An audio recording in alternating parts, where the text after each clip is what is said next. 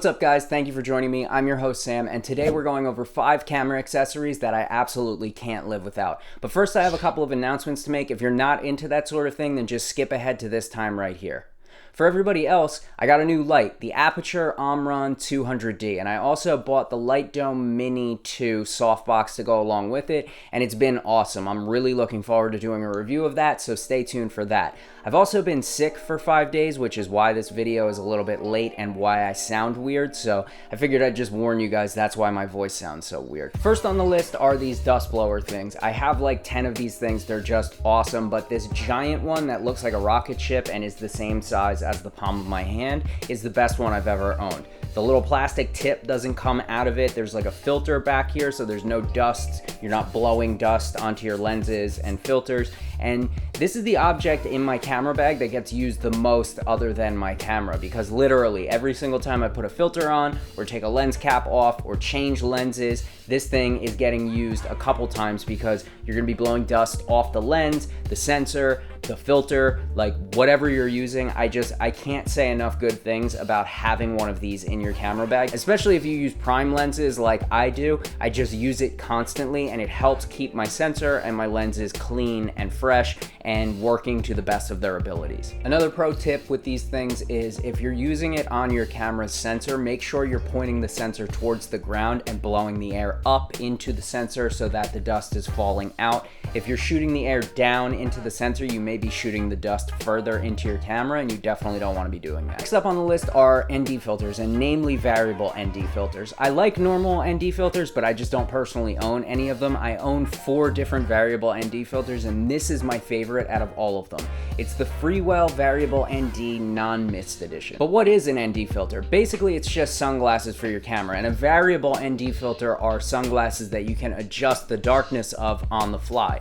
Why would you want this for your camera when you can just change your exposure triangle? Well, there are situations where you can't change your exposure triangle, whether you don't want to close your aperture anymore because it'll change the depth of field, or you can't change your shutter speed because you're shooting long exposure photography, or you can't change your shutter speed because you're shooting video, or you can't bring your ISO any lower and the image is still too bright. This is where an ND filter comes in. Basically, variable ND filters just have a ring and you spin it and it darkens your image up.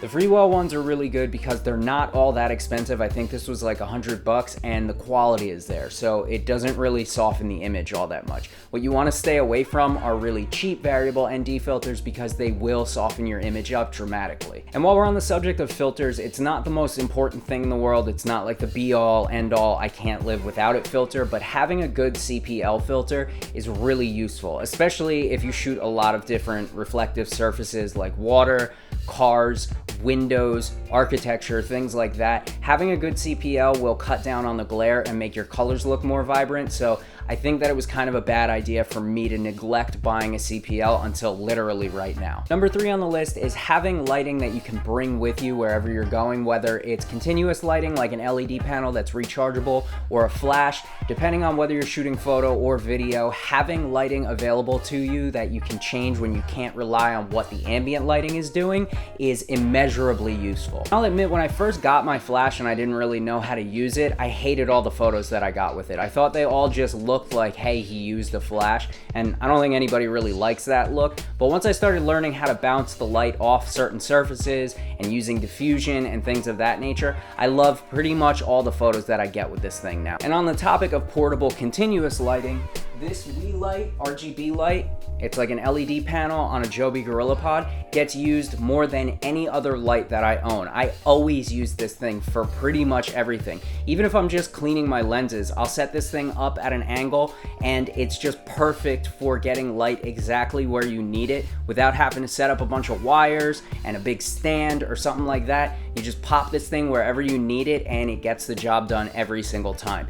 I spent $40 on this thing 2 years ago and it has literally never failed me. I don't even think the batteries ever run out on it, and I don't charge it all that often. Number 4 is going to be my shotgun microphone. It's not anything amazing. I think it was like $40 or $50 on Amazon, and right now you're hearing the internal audio on my camera without the shotgun microphone. And it's not horrible, it's just not great either. And the other thing is, it has to be taken and recorded from where the camera is. You can't use like a long wire and change where your microphone is using the internal audio. This, on the other hand, is the exact same audio taken with my shotgun microphone on top of my camera. So it's about 3 feet away from my face, and it's not terrible, but we could do even better. And what I like to do in my talking head parts is to take the microphone and put it on a stand and bring it closer to me. This is my ideal audio setup. The microphone is on a stand, it's right out of frame down here. It's pointing right at my face, and the closer you get with your shotgun mic, the more quality, clarity, tone, whatever you want to call it, you'll get out of your subject. You also don't have to worry about ambient noise as much with shotgun microphones because you can get them closer to your subject, so you don't have to turn them up as much and make them as sensitive,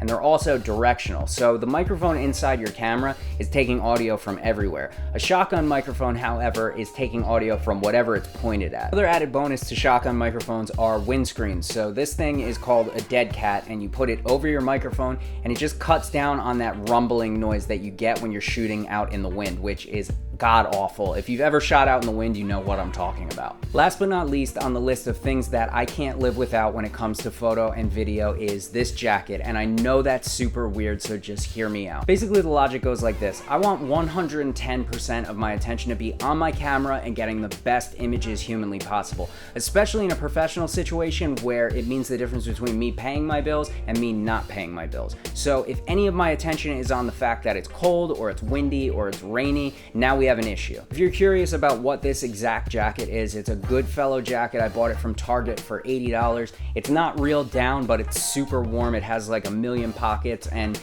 it's my favorite jacket that I've ever owned by far. Also, don't be that guy that says that it's not cold out when it's like 5 degrees out. Of course it's cold out. We're all cold. Wear good clothing so that you're not messing up the B-roll shots, please. And yeah, it's like that same vibe where people are like, nah, man, tattoos don't hurt. Yes, they do.